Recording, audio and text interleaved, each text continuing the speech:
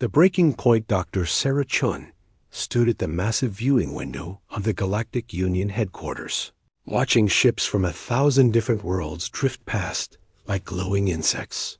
She had been coming to this place for 12 years ever. Since Earth joined the Union, 12 years of meetings, discussions, and endless bureaucracy. 12 years of watching good ideas die in committee rooms, while real problems festered in the darkness of space. Behind her, the great assembly hall buzzed with the voices of representatives from across the galaxy.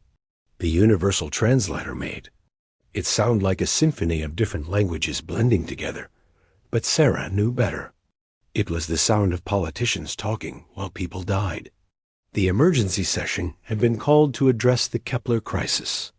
Sarah had discovered it 3 months ago while reviewing deep space sensor data. The star at the center of the Kepler system was showing signs of catastrophic instability. Within 18 months, it would undergo a massive stellar collapse, sending deadly radiation across 7 inhabited worlds. 4 million sentient beings lived in that system, including 2 million humans who had established colonies there over the past century. Sarah had immediately presented her findings to the Union's Emergency Response Committee. She had shown them the data, the projections, the timeline. She had explained that they had a narrow window to evacuate everyone before the star collapsed. The human fleet was ready to begin evacuation operations within weeks. The plan was simple, efficient, and would save lives. That was 3 months ago. The Valterian delegate was speaking now, his blue-scaled face serious as he addressed the assembly. The committee has reviewed the human proposal extensively, he said, his voice carrying the formal tone that all Union officials seemed to love. While we appreciate Dr. Chun's research, we must consider all options before committing to such a massive undertaking. Sarah felt her hands clench into fists. All options. They had been considering options for 3 months while the Kepler star grew more unstable every day. The latest readings showed they now had less than 15 months before the collapse. The Andraxian Scientific Council has proposed an alternative approach, continued the Valterian. Instead of evacuation, we could attempt to stabilize the star using gravitational field generators. This would be more elegant than simply relocating entire populations. The Andraxian representative, a tall being with crystalline skin, nodded approvingly. Our preliminary calculations suggest a 73% probability of success. The technology exists, though it has never been tested on such a scale. Sarah stood up from her seat, unable to remain silent any longer. With respect, Delegate, your preliminary calculations are wrong. Her voice carried clearly across the assembly hall, and hundreds of alien faces turned toward her. I have run every possible scenario through our most advanced computers. Gravitational stabilization of a star in that state of decay is impossible with current technology. The Andraxian's crystalline features showed what might have been irritation. Dr. Chun, while human computational abilities are inadequate, I believe our analysis is more comprehensive. More comprehensive. Sarah had heard variations of this phrase countless times over the past 12 years. It was the polite way aliens had of saying that humans were too simple to understand complex problems. Never mind that human engineers had designed half the systems keeping the Union space stations operational. Never mind that human doctors had eliminated 3 galactic plagues in the past decade. Never mind that human peacekeepers had prevented 17 wars through careful negotiation. Your analysis is based on theoretical models, Sarah replied, keeping her voice level. Our data comes from direct observation of similar stellar phenomena. We have seen stars like this one collapse before. There is no way to stop it. The Zephyrian trade representative, a being that looked like a cross between an octopus and a jellyfish, waved several tentacles dismissively. The human approach lacks sophistication. Evacuation is such a crude solution. Surely advanced civilizations. can find better ways to solve problems than simply running away. Running away. Sarah thought about the human colony ships that had carried refugees from dying worlds across the galaxy. She thought about the rescue operations that had saved thousands of lives from natural disasters and wars. Evidently, saving lives was crude now. The debate continued for another hour. A Tellurian delegate suggested forming a study group to examine the problem more thoroughly. The Rigelian ambassador proposed waiting for more data. The Centaurian representative wondered if they should involve the Union's spiritual advisors to determine if interfering with stellar processes was morally appropriate. Sarah listened to it all with growing anger. These beings, these advanced civilizations, were going to talk 4 million people to death. They were so concerned with appearing sophisticated and thoughtful that they had forgotten the most basic responsibility of any government, protecting the lives of its citizens. Finally, she could take no more. Sarah activated her personal communication device, switching it to the emergency frequency used by all human ships and colonies. The device was designed to reach every human installation in known space simultaneously. The assembly hall fell silent as Sarah's voice was broadcast across the galaxy. Attention all human vessels, colonies, and installations. This is Dr. Sarah Chun, speaking on behalf of the Human Colonial Authority. After 12 years of membership in the Galactic Union, humanity is formally withdrawing from this organization, effective immediately. The reaction was instant and explosive. Alien representatives began shouting in dozens of languages. The universal translator systems overloaded and began sparking. Several delegates stood up from their seats, waving appendages in the air.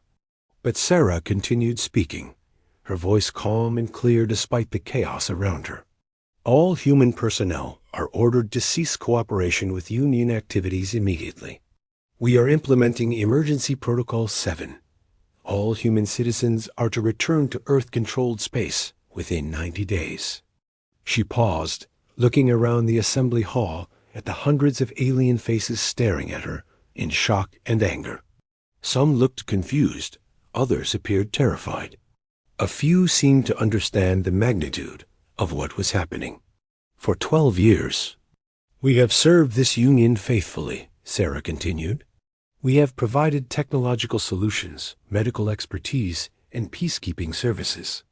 We have asked for nothing more than to be treated as equals. Instead, we have been patronized, dismissed, and ignored. Today, while you debate the proper way to study a problem, 4 million beings are going to die because you cannot make a simple decision. The Veltarian delegate was frantically trying to activate his own communication system. Dr. Chun, you cannot do this. The Union Charter requires proper procedures for withdrawal. Sarah smiled grimly. The Union Charter also requires worlds to act in good faith to protect sentient life.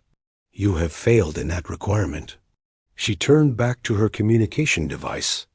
Operation Exodus is now active. All human fleet commanders are authorized to begin evacuation of the Kepler system immediately.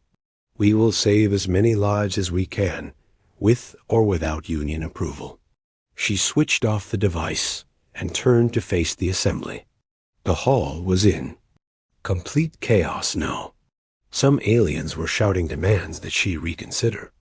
Others were frantically contacting their home governments. A few were already leaving the hall, probably to report this development to their superiors. The Zephyrian trade representative floated toward her, his tentacles writhing with agitation. This is madness. The economic implications alone. Do you have any idea how dependent galactic commerce is on human systems? Sarah looked at the alien creature with something approaching pity. No, she said quietly. I don't think you do either. But you're about to find out. As she walked toward the exit, Sarah felt something she had not experienced in years. She felt free. For the first time in 12 years, humans would make their own decisions about saving lives. They would not have to ask permission from committees. or wait for bureaucrats to approve their plans. Behind her, the assembly hall continued to dissolve into chaos. Alien representatives were shouting at each other, blaming different species for pushing humanity too far. Some were already demanding that the Union military be sent to force the humans to return. Sarah did not look back. She had work to do. The Kepler system evacuation would begin within hours, and there were 4 million lives depending on human efficiency and determination. For once, they would not have to wait for alien approval to do what was right. The age of human independence had begun, and the galaxy would never be the same. Asterisk. The immediate aftermath Commander Marcus Rodriguez received Dr. Chun's broadcast while he was inspecting the fusion reactors on Starbase.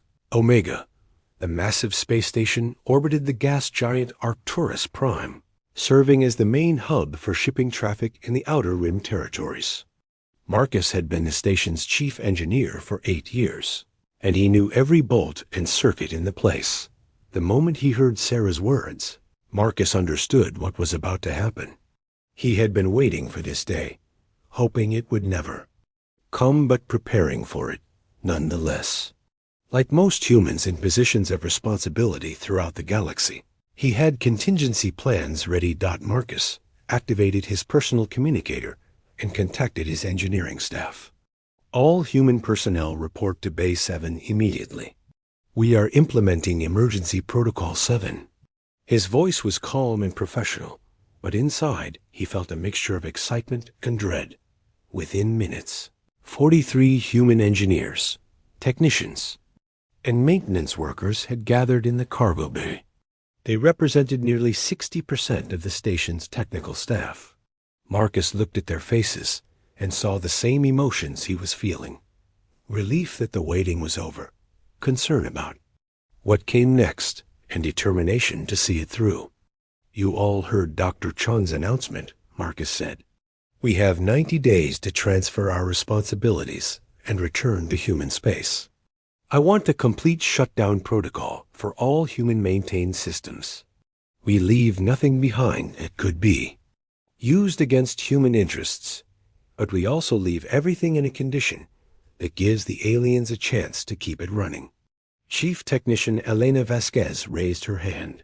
What about the reactor control systems? The Arcturians don't know how to operate them without our oversight programs. Marcus had been dreading this question. The fusion reactors that powered Starbase Omega were human designs.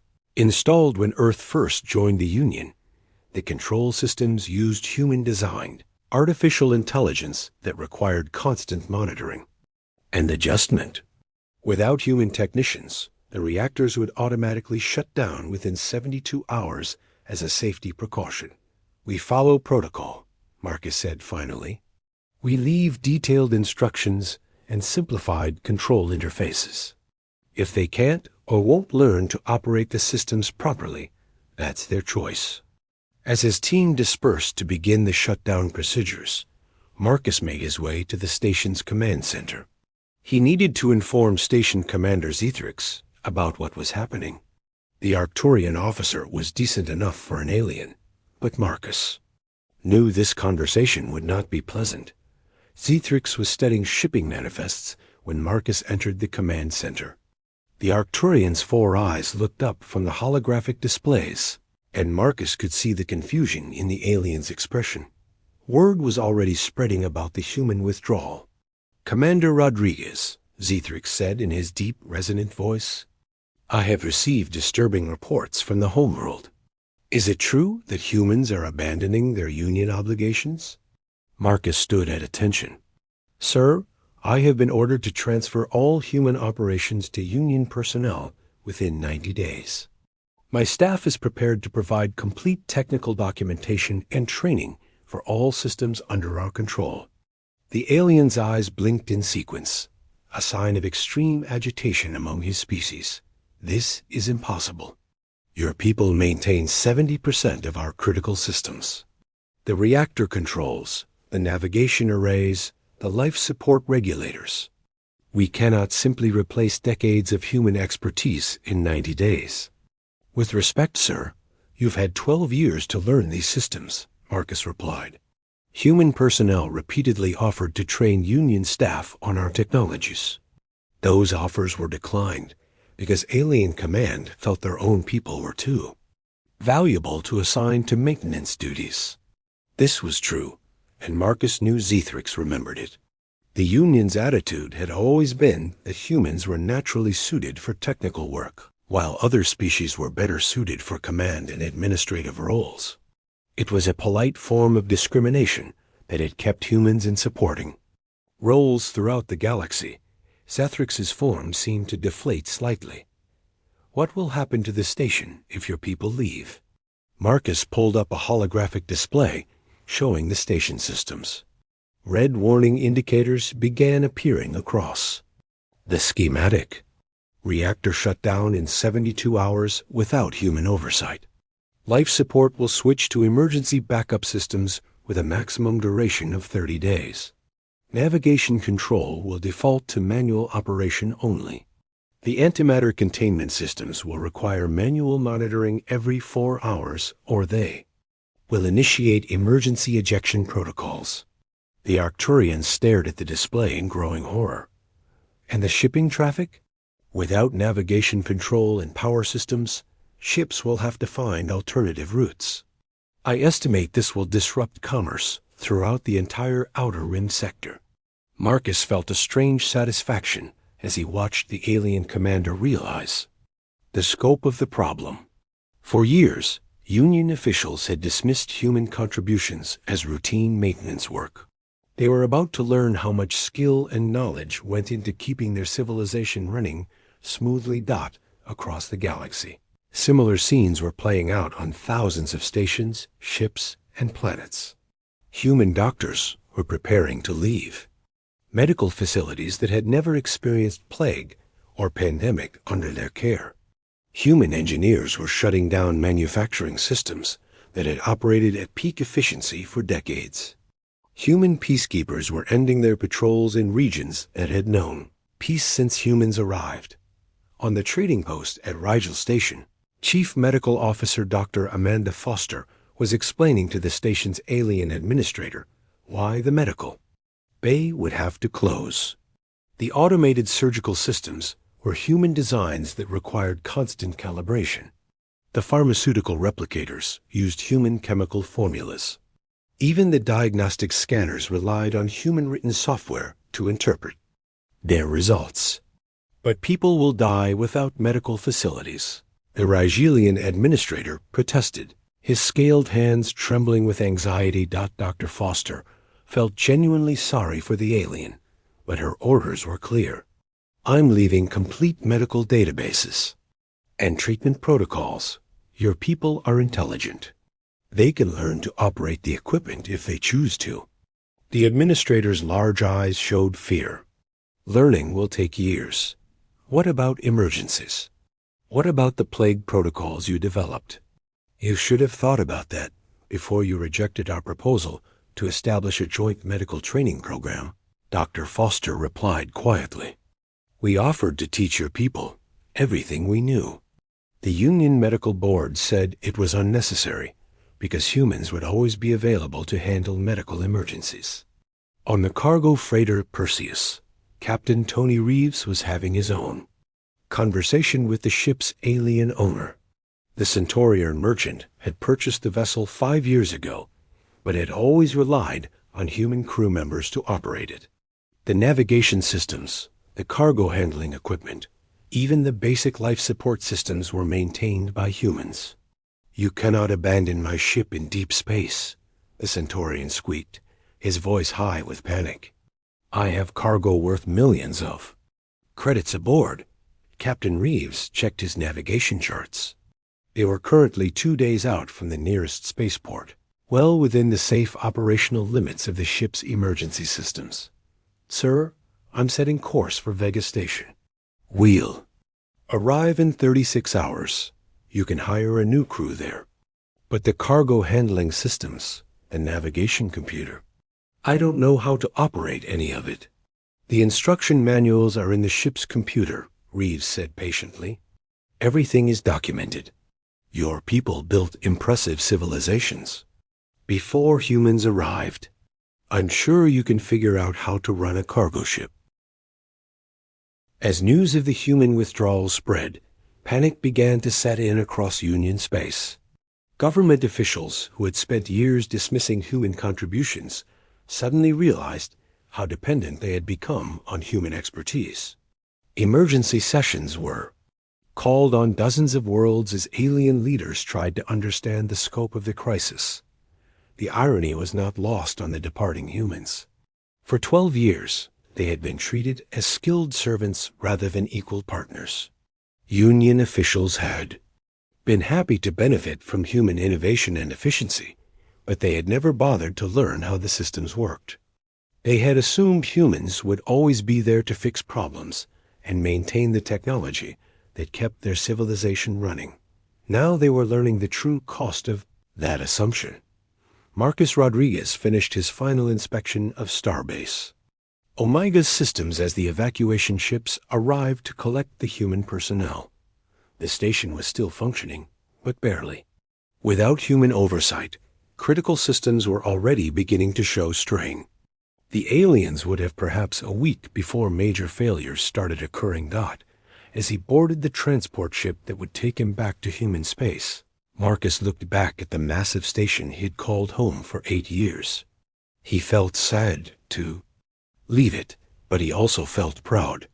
For the first time in his career, he was free to use his skills for his own people rather than serving aliens who took his expertise for granted. The galaxy was about to learn a hard lesson about respect and equality. Marcus only hoped they would learn it before their civilization collapsed completely. Asterisk.